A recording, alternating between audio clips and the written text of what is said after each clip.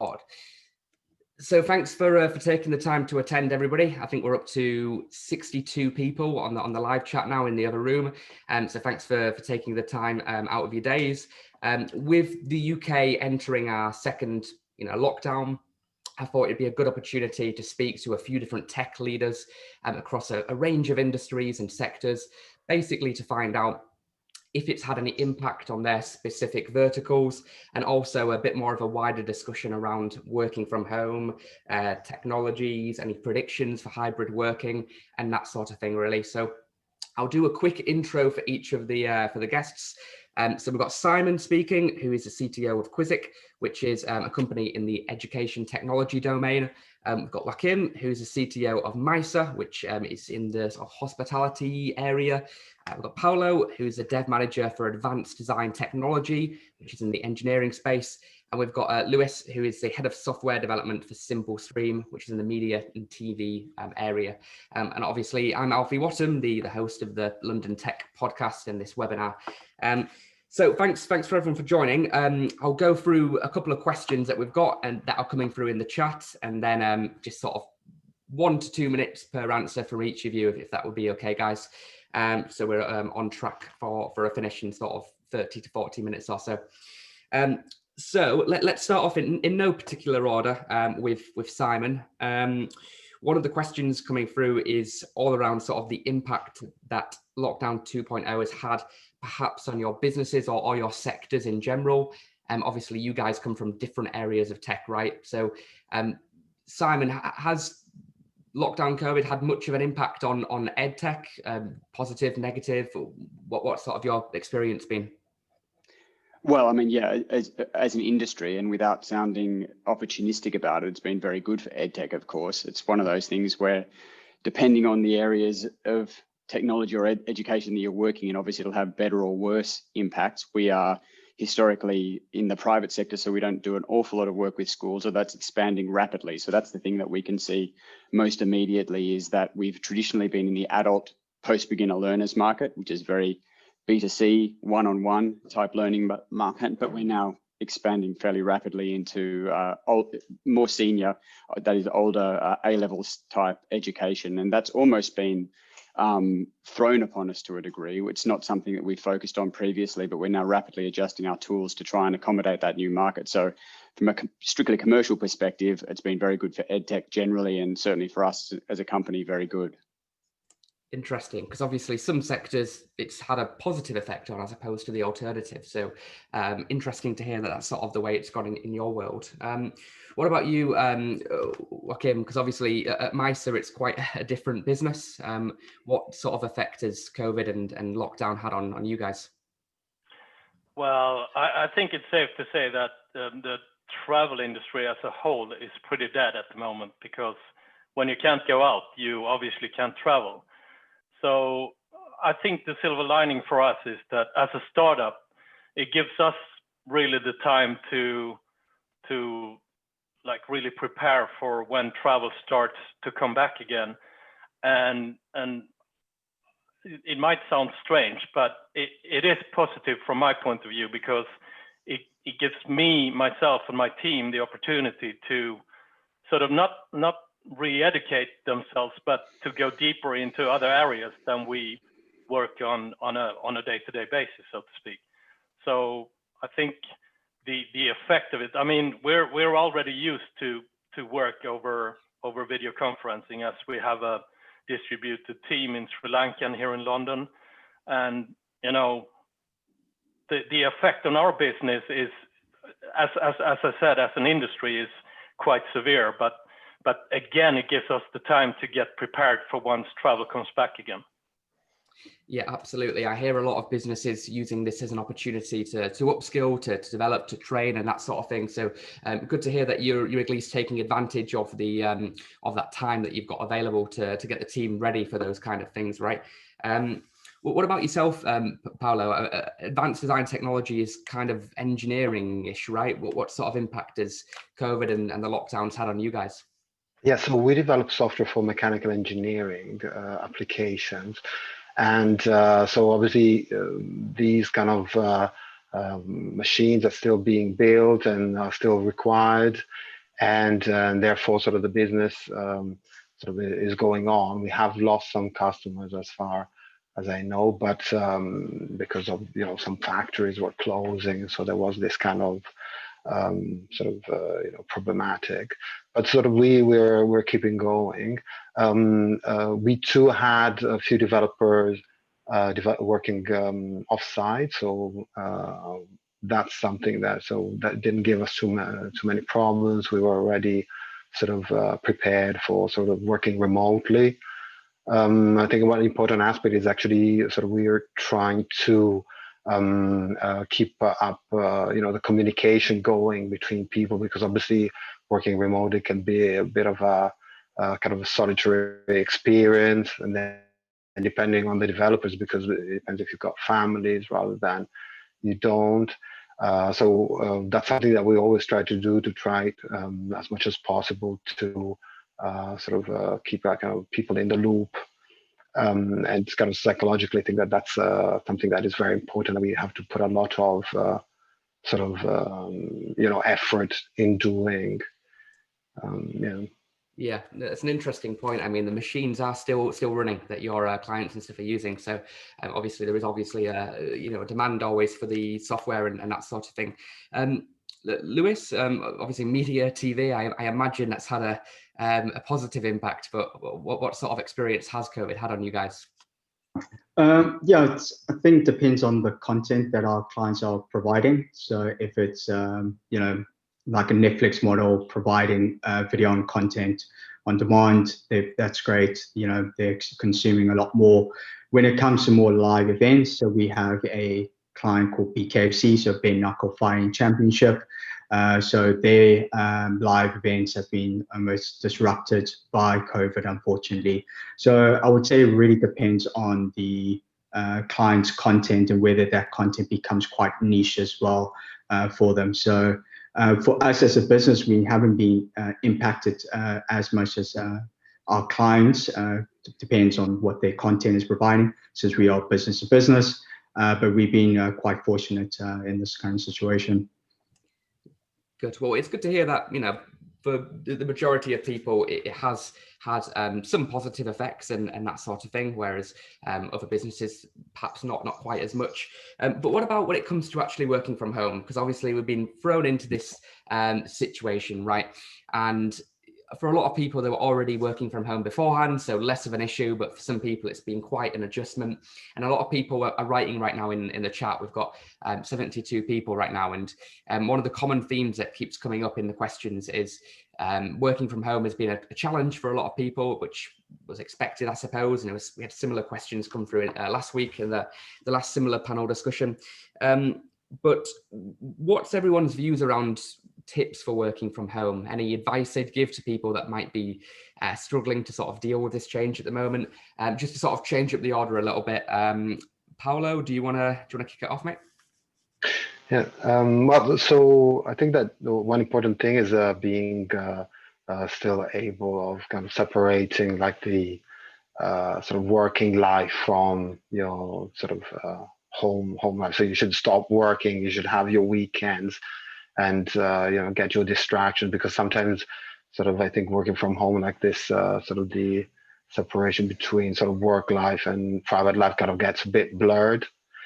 Then possibly, I mean, one thing that, for example, I don't have a home office. That would be nice. And actually my partner is actually working in the kitchen right now, so we have to kind of exchange. And so you have to end up kind of being sort of, flexible and trying to sort of also, so we were kind of finding this thing of kind of swapping around, at least to change a bit, giving us this sort of idea of changing environment and so on. The other thing, as I said, is, you need to, I think also within the company, keep, that communication going, as I said, speak about not only work, but have, a little bit of time of just, having, some small talk and just, asking each other, how you're doing and what you're up to. I think that, we being social beings, we need that kind of communication to keep going. And so, especially for managers, I think it's important to keep that in mind and make sure that that's happening, and kind of see if try to identify anyone who might seem to have kind of issues and try to help them as much as possible. Yeah, the virtual water cooler chat is definitely key to keep up at the moment. What about you, Simon? What have you found worked well for you when working from home? Well, actually, we've always been distributed as a company. So in and of itself, we were quite well set up for that. So we have a well-established team who are all pretty familiar with the dynamic of working remotely. But even within the scope of that, obviously things have changed, because many of our team don't work in Britain all the time. So they're back at home. We've got people living in Spain. We've got people living in Poland. We've got people living in Portugal. All of those have different lockdown dynamics. And obviously the big one, of course, is that people who might have been quite happily working from home previously have now got family to contend with. They've got homeschooling to contend with. They've got all sorts of different variables. And I think the main thing is, I couldn't agree more with all of what Paolo was talking about keeping a life balance, but also as employers, as being responsible for a team, being extremely proactive and understanding that the most dedicated person in the world, who may well, as in our case, have already been a very professional home worker, has now got a million other interruptions and problems and things that they have to deal with on a regular basis. So the idea that you have to insist on people being in the office, as it were, amongst the same hours all the time is just dead in the water. It doesn't reflect on their level of commitment. It's just a practical reality. Distractions abound at the moment, and if you, as managers, you need to have that flexibility. But exactly to touch on Paolo's point about just general mental well-being of your team, you have to be a lot more proactive. You have to touch bases with people, make sure that they're okay. If anyone's a bit more quiet than they used to be on a call, you need to go and talk to them about that, because all these tiny little micro pressures affect people in completely different ways. And we really saw that in the first lockdown. It affected everyone quite differently. Everyone pulled through and did amazingly well. But even though the actual practical reality of working day to day didn't change that much, it really did affect lots of people in completely different ways. And you have to tackle those things very proactively. You've got to keep the mental well-being of your team absolutely first and foremost at the front of your mind. Yeah, absolutely. I'll just read off some of the comments. Robert in the chat is saying that he completely agrees around your having the one-on-one conversations with people if they're a little bit quieter on the calls. It's a good point. I think we talked about something similar a couple of months back when we did our one-on-one podcast episode. I remember you talking about something similar to that, which is worth watching for those interested. It's on my LinkedIn, of course. Brilliant. What about yourself, Lewis? What have you found worked really well with regards to tips from working from home, Louis? Yeah, one of the things we've done is we actually increased our stand-ups, also not just in the morning, but we actually now do one closer to end of the day. And the reason why we've done that is just allow people to realize that their work is now completed for the day. An individual like myself, I have the habit of just working hours without realizing what time it is. So I wanted to ensure that my team doesn't fall in that trap as well. So at the end of the day, we do a bit of a catch up, see where we are with our tasks, and then reminding my team that the day has ended. They have other responsibilities, whether to their families or whatever personal responsibilities, and they need to take that opportunity and not just sit in front of the desk and do that. And I think my team has appreciated that quite a bit, because some, again, fell in the trap in the beginning. So we made sure that that's in place. Again, also, as the guys are mentioning, having those one-on-ones with the guys quite regularly, but also ensuring that the guys feel comfortable coming to you if there's any issues or any problems they might experiencing. Again, our team is quite close, not just within my development team, but the rest of the business. So they do feel that if I'm not available, they are able to approach other managers within the other departments and get their assistance as well. So it's really ensuring that they have that support and they're aware of that support and who is available as well. No, absolutely. Rebecca from Cubis is writing in the chat that she is going to start your idea of doing the stand-ups at the end of the day as well, making it full circle, almost like you've tied up the day, you've finished the work, going back to what Paolo was speaking about earlier with regards to you know, separating sort of the work hours from the life hours, and I think that's a good way of doing it for those that want to give that a try. Brilliant. All right.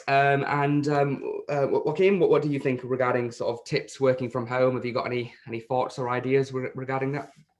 Well, I want to address what Lewis said as well. We do daily stand-ups as well, and you know, we used to say that if we don't have any specific to talk about, we would cancel maybe one day because we didn't have any sort of business-related topics to speak about. Sure. But since lockdown, I never cancel them because as we all agree, I think it's quite important that, you know, we keep this, we try to get the moments of, you know, just small talk. What's the weather like? You know, is it monsoon period in Sri Lanka?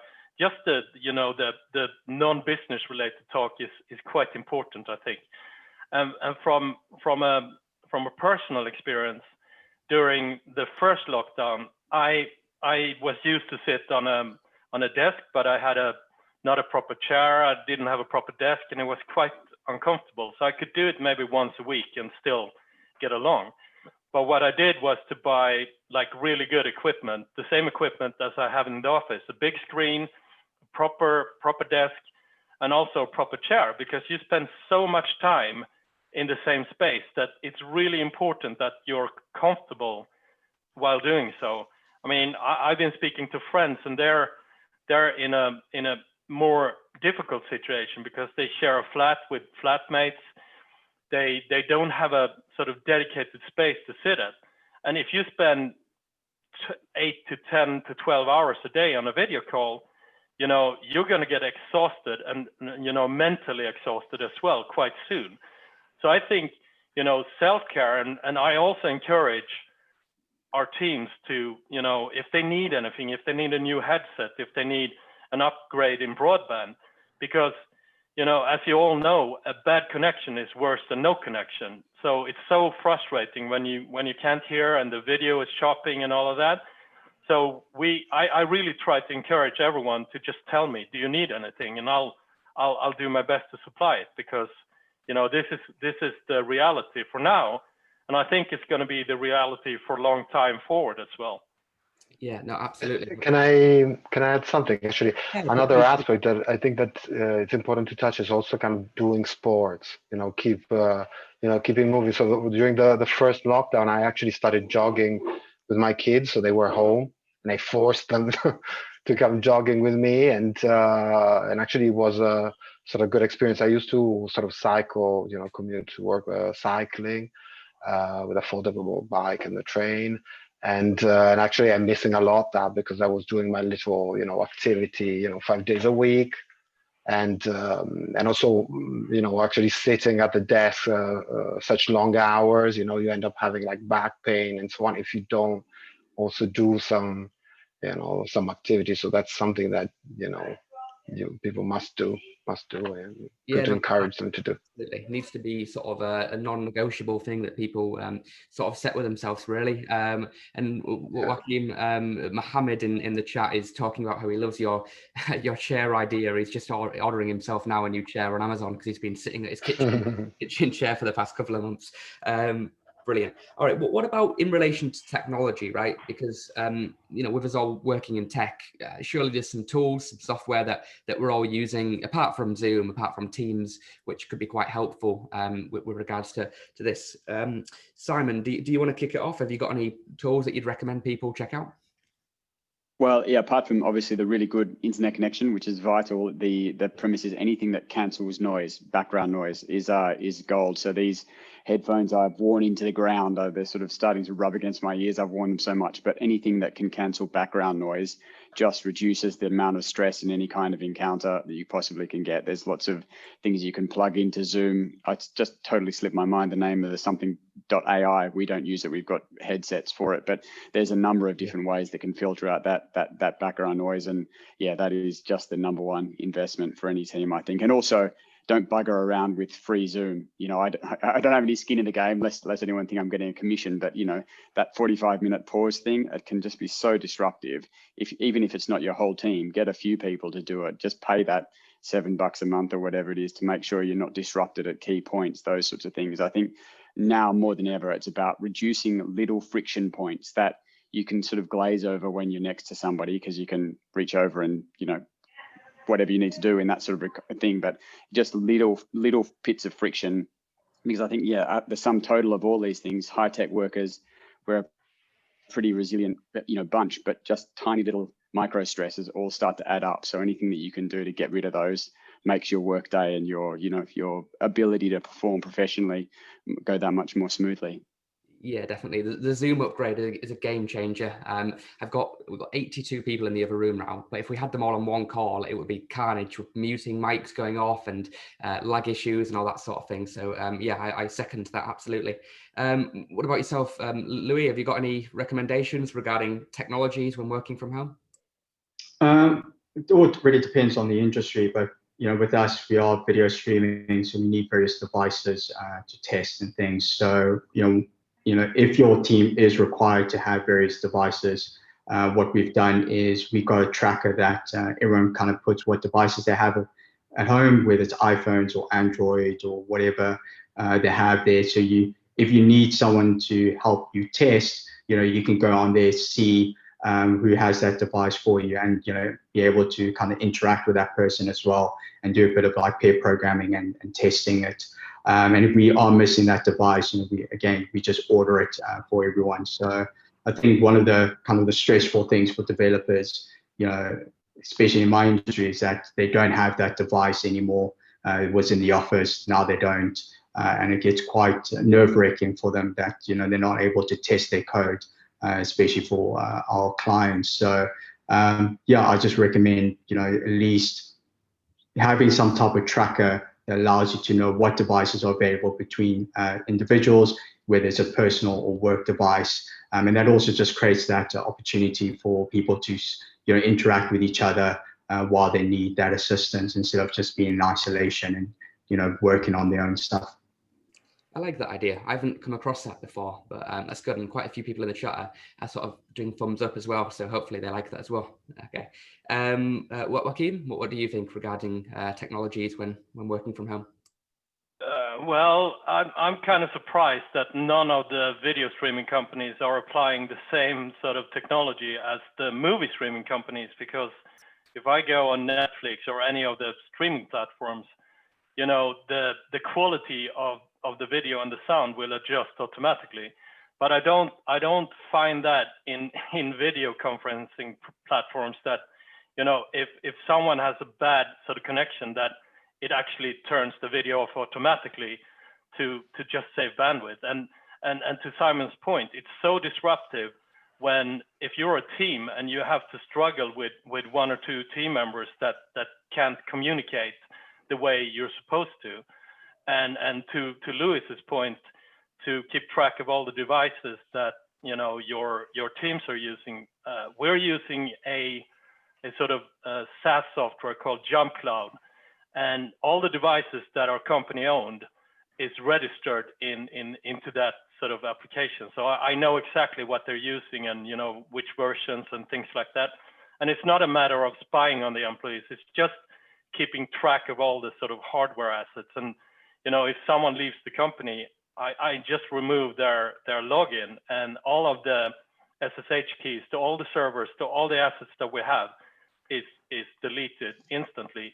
And this, you know, coming from an environment where I had to sit on each server and update the login keys, the SSH keys, I can now do that with one click. So I would really recommend people to look into Jump Cloud. It's a very good software. Okay, awesome. And Paolo, what's your sort of top tips in this area? I think actually in our company, I think the communication has improved because we're using a lot more kind of chat. So we're basically using Google for everything. And so with the chat and sort of Google Meet and everything, actually we're finding sort of our communications is pretty good. We have a better record than before, actually, what's being said and done. Well, sometimes before, like we had the meeting, people would write sketches on pieces of paper and then get lost. Obviously, you can't do it now, so we use a lot more all these various tools, and we store all that information, and we've got more kind of a better record of what is being said and done, as I said, and that's actually has sort of, I think, improved the quality of the work that we're also outputting. Brilliant. All right, cool. Well, just to wrap up then, before we do the outro, a lot of people have been asking regarding sort of the future of hybrid working, and if people think we'll eventually go back to the offices full time, or if remote working is going to be it forever, or if it'll be a mixture. It'll be good just to go through each person and just get a very quick overview as to what you think is going to happen. I'm not expecting any predictions or anything, or looking into your crystal ball, but just a guesstimate if you think we're going to go back to the offices, or working from home, or a mixture of both. Obviously, it depends on each industry, so perhaps talk a little bit more about your sectors and that sort of thing. But obviously, Simon, you guys were working from home even beforehand, so I imagine it's going to, not have much of a change on you guys, right? Not really. I mean, we've just recently, in fact, really completely committed to the fact that our long-term idea is to be distributed. So in and of itself, it's a slight mental shift, because it means that we're really focused on just making sure that all of our systems are set up to deal with things like time zone differences, etc. So instead of just fumbling along, we're just now really consciously embracing that as our future. As to the broader, predictions, I think definitely hybrid working is here to stay for lots of companies, particularly tech companies, of course. But, some of the nerdiest tech people that I know just can't wait to get back to, the office and be interacting with other people, etc. So I think it'll be very specific to different companies. A lot of them will decide, perhaps to never go back, but mostly I'd say they'd be going back to at least some kind of hybrid model, but it'll just be real company by company. That's clear, because some of the people I would have least expected are the people that are, that it doesn't matter what it costs. This idea that it's all about saving on office costs is just nonsense. Some people, they'll pay whatever it takes because they want and need that interaction between people. So yeah, it'll be a hybrid for sure going forward. Yeah, absolutely. Paolo? Well, I think sort of it's been an opportunity for everyone to try also working remotely, also for those who had not had that experience previously, and maybe might have thought that wasn't, it wouldn't work. So probably that might have changed some minds too. I totally agree that some people anyway prefer that kind of interaction. They prefer. I mean, we see also among our employees, so some maybe have a long commute and they'd rather not commute to the office. Some others maybe they are alone at home and they want to meet people. So I definitely would imagine it's going to be a hybrid kind of thing, and obviously that's already happening in our industry. So we just, I think, going to continue in that direction. Yeah. Louis, what do you think? I think I agree with everyone that it's going to be pretty much a hybrid. You might find that some individuals will come into the office, a few days in a week when they need to interact with people and work. But when they need to just focus on certain tasks, they probably prefer just to work at home in that quiet environment if they can, and just focus on those critical tasks that they can just work on their own. For us, we are quite a social team, so we are missing the office. So we are making the best for it. But I think in the future, we'll probably be a lot more in the office if we had that opportunity. Got you. And Joakim? Yeah, I could only agree with everyone else, and I think for us, we'll look forward to the day we can reopen the offices, because I personally, I'm really missing the human interaction, and I think there's the combination between working from home and see each other in person every now and then is super important, because as you said, the water fountain conversations are essential to moving ideas forward, and also discuss simple problems that takes a bit of an effort if you're going to explain it on Slack, or having to set up a video conference for a small thing. So I think, and to Simon's point as well, that the most sort of nerdy developers are also looking forward to see their colleagues ever so often, and I think it's just a human behavior that we all need some human interaction that is not over a video screen ever so often. So if there's a prediction, I think most companies will probably downsize their offices, but still offer every individual to come in whenever they want to. And if there's an overcrowding going on, you can always sort that out, on the fly. Yeah. Most offices have, shared spaces, so you could always overflow into that. So I think again, the human part of it is really important. Yeah, no, absolutely. I think we're all in agreement. Hybrid is going to be the future and the way to go. And obviously, these lockdowns have kind of accelerated that development, which was probably going to happen anyway. But it's just kind of made it happen a lot faster and that sort of Alfie, thing. could I just add one thing just very quickly? I know you want to wrap up, but I think one of the interesting things, and the point I wanted to make it that I forgot in my train of thought before, was that it really isn't just about saving money. I think this is the thing that, particularly as we go into the second one, and we've got cause to reflect on it. When it first started, every financial journal was talking about how this is going to be revolutionized, cut costs, everyone's going to be out of the offices. But the reality is hybrid working shouldn't strictly be about saving money. It's about actually you can have a more productive team by finding the right boundaries between those two things. It's not about cutting costs. It's about being more productive, giving people a certain amount of flexibility, meaning they don't have to go to the commute, meaning that they can be a little bit more flexible in their work time. Again, if you've got the right people in the right jobs, it just makes them more productive. So yeah, it's a mind shift change that I think will become more apparent in this second lockdown, when people aren't quite so panicked about everything and they're thinking, okay, strategically, what does this mean for us and what have we got to do in the future, both near and far? You raise a really good point, Simon, around the lack of panicking, because the first time around, I thought as a recruiter, a lot of jobs being, withdrawn and people stopping hiring, but we haven't seen that this second lockdown, because people are just kind of getting on with it really, and they understand that this is the way it is and that sort of thing. Okay, well, thank you guys. Also, Paolo, go on. Sorry, I don't want to cut you off. Just one thing actually to add to that is actually the commuting. I think it's a very important aspect, especially like in an area like in London, which is so wide, and it can take a lot of time moving from one place to another, and also opportunities for jobs, right? You might not actually apply for a particular job for which you might be a very good match because it's just too far.